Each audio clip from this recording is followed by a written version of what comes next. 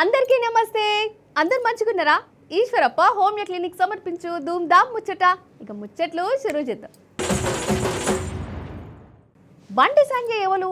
మన centre minister అంటే ఎంత బందోబస్తు ఉంటుంది కదా. ఇంటికాడ కూడా మస్తు సెక్యూరిటీ ఉంటుంది.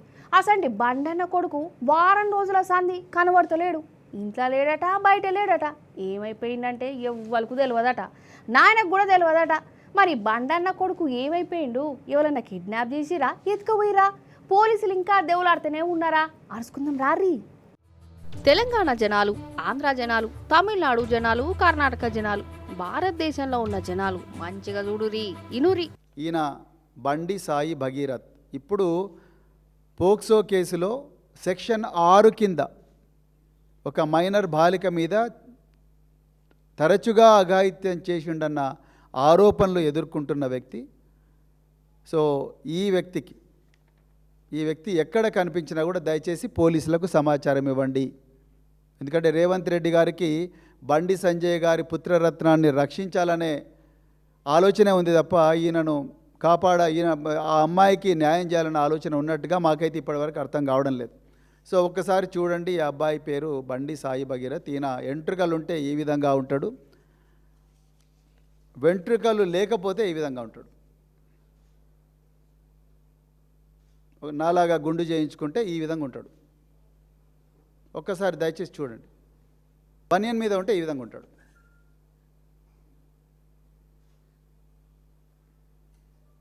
మీకు ఈ 3 రూపాల్లో వ్యక్తి కనిపిస్తే దయచేసి 1098 చైల్డ్ హెల్ప్ లైన్. ఈ ప్రెస్ కాన్ఫరెన్స్ నిజంగా చెప్పాలంటే సీతక్క గారు పెట్టాలి. ఇలాంటి పోలికలతోని మీకు మనిషి కనబడితే ఆర్ఎస్పీ సార్ ఫోన్ నెంబర్ ఇచ్చిండు, ఆ నెంబర్కు కొట్టురి. లేకుంటే దగ్గరున్న పోలీస్ టౌన్కు అప్పజెప్పురి. ఎందుకంటే పోలీసు వాళ్ళతోని అయితే లేదు, ఈయనను దొరకబట్టుడు. ఇక మీరే ముంగడ పడాలి. లేకుంటే ఏందోలా ఈ బండి భగీరథ్ అనే మహానుభావుని మీద కేసు పడి దగ్గర వారం రోజులు అవుతున్నది. అది కూడా ఉత్తపచ్చి కేసు కాదు, పోక్సో కేసు. పోక్సో కేసు అంటే 24 గంటలలో అరెస్టు చేసుడే కావాలి. కానీ మనకాడ పోలీసుల రాజ్యం ఎట్లున్నదో చూస్తూనే ఉన్నారు కదా 2 ఏళ్ల సంధి. ఉన్నోళ్లకు ఒక తీర్లా, పేదోళ్ళ మీద ఇంకో తీర నాడుతున్నది కానూను. బండి సంజయ్ కేంద్ర మంత్రి రేవంత్ సార్కు చాలా జిగిరి దోస్త్ అని పోలీసులకు అర్థమైనట్టున్నది. అందుకే ఆ పిల్లగాని ఇప్పటిదాకా అరెస్టు చేసిందే లేదు. ఎంత ఘోరం ఇది. అదే వేరే టోళ్ళనైతే గిట్లా చేసినా ఎందుకు అరెస్టు చేస్తలేరు సార్లు అని అడిగితే ఏమంటారు? మనిషి కనబడతలేడు, దొరుకుతలేడు, ఎటు పోయిండో మాకు తెలియదు, ఆయన కోసమే దేవులాడుతున్నామని అంటారు. ఇక చెప్పు కథ. అసలు సెంటర్ మినిస్టర్ కొడుకు వారం రోజుల సంధి పత్తాకు లేకుంటే ఎటు పోయిండు? రాష్ట్రమంతా ఎంత పరిశాన్ కావాలి, టీవీలలో ఎంత బ్రేకింగ్లు రావాలి, పోలీసు వాళ్ళు ఎంత దేవులాడాలి. కానీ గసంటి ఏం లేనేలేవు. అంటే సెంటర్ మినిస్టర్ కొడుకు తప్పిపోయినా, తప్పించుకొని పోయినా, కనబడకుండా పోయినా పోలీసు వాళ్ళకు దొరుకుతలేడంటే ఇక చెప్పు మనోళ్ళు పనితనం ఎట్టున్నదో. అంటే జనం చెవులలో పూలు పెట్టుడు కాకుంటే ఏది అసలు ఎవరికైనా చెప్పుకుండా నవ్వుతారు, నీకు ఇంత అద్మానమా అని.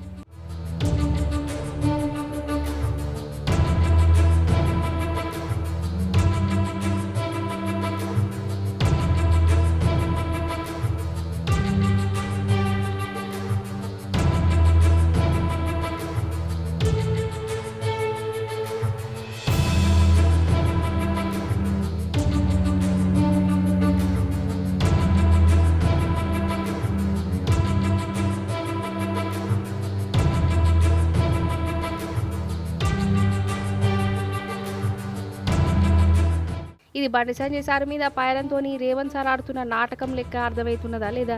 చిన్న పోరానికి కూడా తెలుస్తున్నది. అరే సెంటర్ మినిస్టర్ కొడుకోలా కనబడకుండా పోయింది. మరి బండి సంజయ్ అన్న కంప్లీట్ ఇవ్వాలి కదా, నా కొడుకు కనబడతలేడు దొరకబట్టి ఇయ్యురి అని. అది లేదు ఇది లేదు అంటే ఏమనిపిస్తున్నది అంటే ఈ భగీరథకు కోట్ల బెయిల్ వచ్చేదాకా పోలీసులు గిట్లని చేస్తున్నారు అన్నట్టు. ఇక బెయిల్ వచ్చినాక అమ్మయ్య భగీరథ్ దొరికిండు, కానీ బెయిల్ వచ్చింది ఇక మేము ఏం చేయలేమని అంటారు కావచ్చు. కాదు లెక్కకైతే 13వ తారీఖు నాడే పోలీసుల ముందుకు విచారణకు రావాల్సి ఉండే భగీరథ్ రాలే. ఏదో ఈమెయిలల్లా మతలబు పంపిండట, నేను ఇప్పుడు రాను, ఇంకో 2-3 రోజులు టైం కావాలి అని. గా మెయిల్లు గీలు పని చేయో గట్ట చెప్తే నడవదని పోలీసు వాళ్ళు ఇప్పుడు చెప్తారు. మరి గట్ల నడవనప్పుడు విచారణకు రానందుకు దొరకబట్టి గొర్ర గుంజుకొచ్చి ఆ ఎంక్వైరీలు చేసి అరెస్టు చేస్తే ఏమవు? అరెస్ట్ ఎందుకు చేయలే? పోలీసు సార్లే చెప్పాలి దీనికి జవాబు.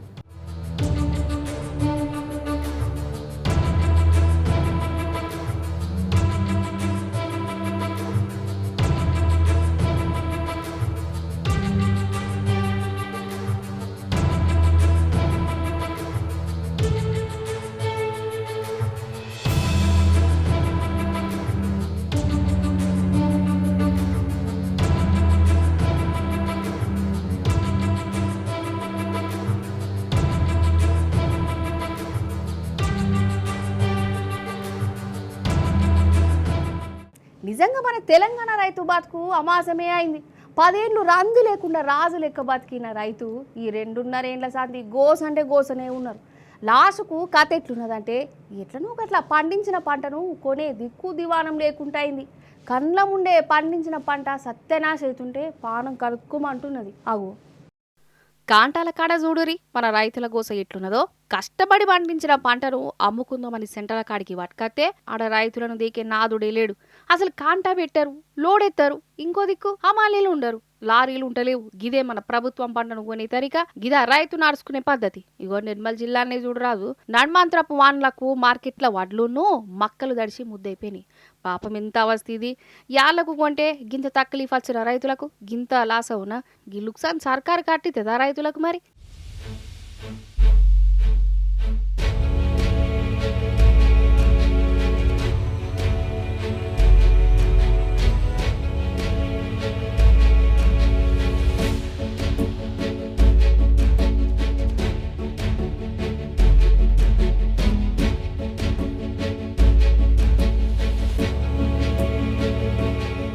ఇటు వరంగల్ జిల్లాలో కూడా ధాన్యం కాంటాల కాడికి వాటుకత్తి అసలు కొనుడే లేదు. పాపం ఎర్రటెండల రైతులు గంటలు కాదు రోజుల కమానం ఎదురు చూస్తూనే ఉన్నారు. ఇక కొంటారు కొంటారా అని ఎందుకు కొంటలేరంటే ఏవో దిక్మాల కుంటి సాకులు చెప్తురట. కొనాలన్న మనసుంటే గిన్ని కుప్పలేందుకు ఇట్లుంటాయి. పర్వతగిరి మార్కెట్ కాడికి మన మాజీ మంత్రి ఎర్రవెల్లి సారు పోయి రైతుల బాధ అరుచుకున్నాడు. వాళ్ళ తండాట చెప్తుంటే కండ్ల పొంట నీళ్ళు వచ్చినాయి వాళ్ళ. ఈడాడాని కాదు అంతటా గిదే గోస. అసలు 10 ఏళ్ల కాలంలో ఎన్నడూ గిసంటి అవస్థనే వాళ్ళే. కానీ 2.5 ఏళ్ల సంది రైతులకు రేవంత్ సారు సుక్కలు తీస్తుండని వాళ్ళే అంటురు. ఉదిక్కు రైతు బంధు సక్కగా ఇయ్యలే, రుణాలు అందరికీ మాఫ్ చేయలే, ఎరువుల కోసం తాన్లాటని వానలతోని గోసని, బోనస్కు దిక్కు లేదు, కాంటాలు పెట్టింది లేదు, ఓ దిక్కు వానల భయం, సర్కార్కేమో చీమ గుట్టేటట్టు కూడా ఉంటలేదు. రైతులు కనబడితేనే తలనొప్పి అని తిరుగుతున్నారట చేయిపాటి లీడర్లు. గిట్లున్నది కథ.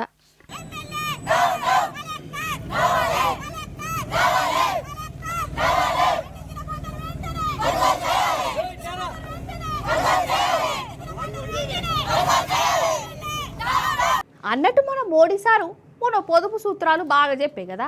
ఆ పొదుపు సూత్రాలల్లా చాలా ముఖ్యమైన సూత్రం పెట్రోలు డీజిల్ మీదనే చెప్పిండు. ఈ కార్లు బండ్లు ఎక్కువ వాడద్దా అన్నాడు. కానీ సారు మాత్రం చెప్పినాక కూడా వాడినే అనుకో అటెంక ఇప్పుడు తగ్గించిండు. ఇంకేమున్నది, Modi sir తోవెంబడి కడుమోలు నడుస్తురు.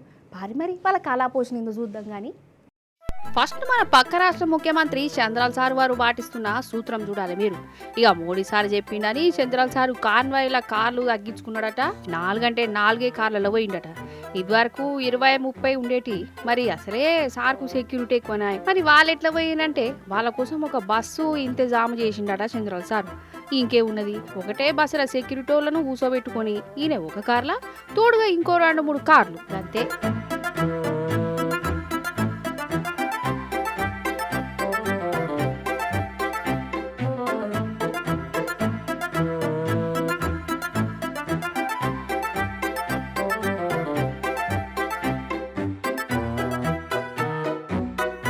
Modi sir తోవే Chandrababu sir అడిగితే ఇక చంద్రబాబు సార్ తోవాల మన పవన్ సార్ అడుగుతాడు.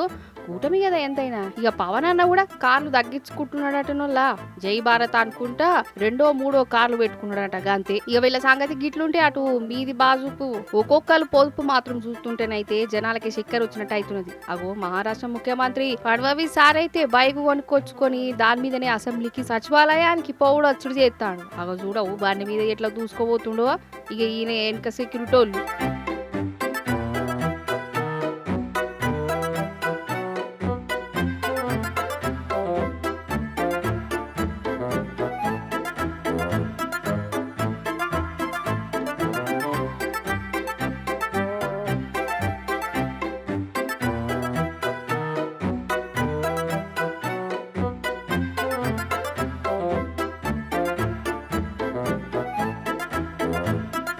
ఇక అటు ఉత్తరప్రదేశ్కు మధ్యప్రదేశ్ రాజస్థాన్ గీజస్థాన్ ఇట్లా ఏ రాష్ట్రంలో మంత్రులు గవర్నర్లు ఇట్లా పొదుపు మాత్రం పాటించుకుంటా సైకిళ్ళు బండ్లనే పోతుడు. ఎప్పటికీ చుట్టుముట్టు 10-20 కార్లు ఉన్న జాగల ఇప్పుడు 1-2 కార్లను పెట్టుకుని పోతురట. అంత మంచిగానే ఉన్నది కానీ ఇగో గీ పువ్వుపాటి మంత్రి ఏందో జోక్ అనిపిస్తున్నది. ఈయన కూడా పెట్రోల్ పొదుపు కోసం సైకిల్ కొన్నాడు, మంచిదే, సైకిల్ నడుపుకుంటూ పోతుండు. మరి ఈయన సెక్యూరిటీకి మాత్రం సైకిల్ కొనిచ్చుడు మర్చిపోయిండులా.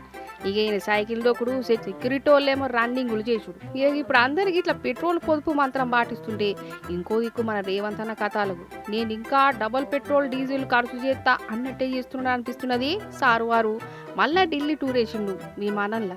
ఇంకేమున్నది, ఈడ కాన్వాయ్ ఆడ కాన్వాయ్ విమానానికి సామరు, గాలి మోటార్లు సామరు, వీళ్ళేమో పొదుపు చేస్తుంటే ఆ పొదుపు మంత్రం మనకెందుకు తగ్గేదేలే అనుకుంటా రేవంత్ అన్న విమానాల టూర్లు వేస్తున్నాడని చెప్పుకుంటున్నాడు.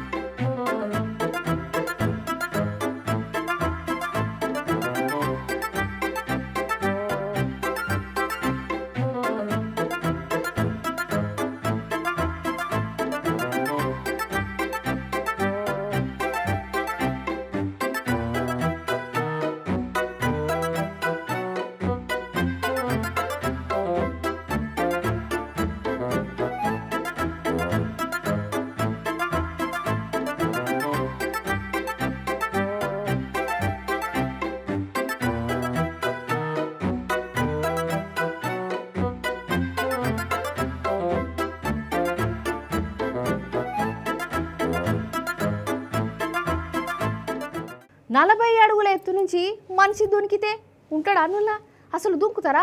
గిసంటి సాహసాలు చేసుడు మన బాలకృష్ణ రజనీకాంత్ అసంటోలతోనే అవుతుంది. వాళ్ళు గాలిని గిర్రగిర్ర తిరుక్కుంటా నేల మీదకి దునుకుతారు. అంటే సినిమాలల్లో నేను చెప్పేది. అయితే గిట్లనే ఒక మనిషి బయట నిజంగానే 40 అడుగుల ఎత్తు నుంచి ఇట్నుంచి అడుగుపడ్డాడు. అటు ఇంకేమైంది, అసలు గట్టిట్ల మీదకి వేయండు, ఎట్ల కిందకి పడ్డాడు, అరుచుకుందాం రారి. నిజం చెప్తున్నా, ఇది చూస్తే భయం అవుతుంది కావచ్చు. మంచిగా చూడుర్రి.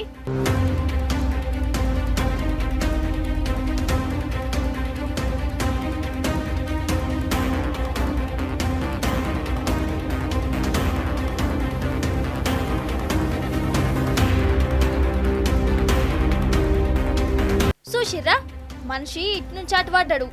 ఇది ఏ వీడియోనో లేకుంటే గ్రాఫిక్స్ సీనో అనుకోగల. కాదు, ఇక సినిమా కోసం తీసే సీన్ అయితే అస్సలుగానే కాదు, నిజంగానే జరిగింది. గాలి దుమారానికి మనిషి ఎగిరిపోయి గిట్లా ఎల్లెలకల పడ్డాడోల్లా.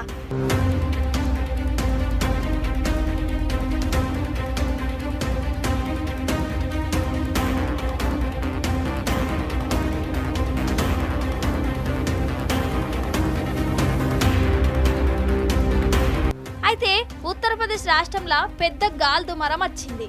పెద్ద ఆన కూడా అంత ఆగమాగం అడివడివి. ఈ తుఫాన్కు దగ్గర 100 మంది దాకా జీవిడ్చిరని అంటున్నారు.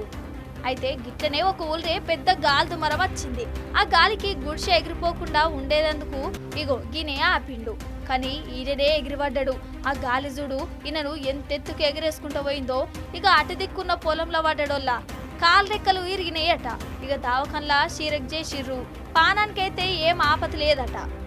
నిజంగా ఇసొంటి సీన్లు సినిమాలలోనే చూస్తాం గాని బయట కూడా గిట్లా గాలి మనిషిని గంతెత్తుకు ఎత్తుకుపోయి అటు ఇసిరేసిందంటే చూస్తున్న మనకే గజ్జమంటుంది. పాపం ఈయన ఇంకెంత గావరయ్యిండో. నిజంగా ధైర్యం ముందు ఎంత బలమున్నోళ్ళైనా కానీ, నిజంగా ధైర్యం ముందు ఎంత బలమున్నోళ్ళైనా కానీ తోక ముడుస్తారు. ఇది వాస్తవం. బలం లేకున్నా కొండంత ధైర్యం ఉండాలి. అగో ఒక అక్క గట్లనే ధైర్యం చేసింది. 2 కంతిరోళ్లను తోక ముడిచి పారిపోయే తిల్ల చేసింది. అగో ఈ దొంగలు పాడగాను రోడ్డు మీద ఎవ్వరన్నా కనబడితే చాలు మీద పడుతూనే ఉంటారు, దోసుకుంటూనే ఉంటారు. గట్లనేనోళ్ళ పాపం ఈ పెద్దగా రోడ్డు మీద పోతుంటే ఆమె బ్యాగును ఎత్తుకోపోయి యూరం పెట్టుకున్నారు. కానీ అక్క అందరి లెక్క భయపడలే, పారిపోలే. ఏం చేసిందో చూడురి.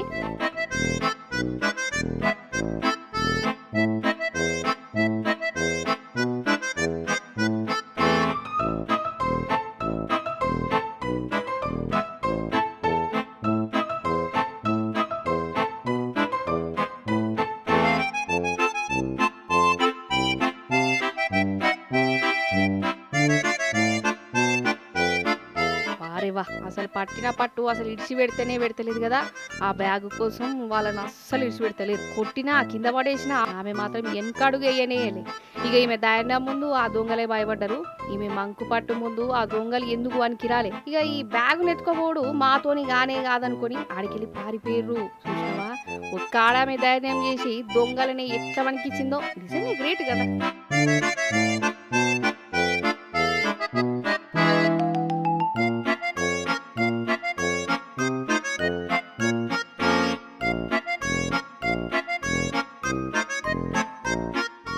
చూసిరు కదా, గిదిగి వాళ్ళ ముచ్చట్లు. మళ్ళీ వచ్చే పారి మంచి మంచి ముచ్చట్లను పట్టుకనత్తా ఉంటా మరి.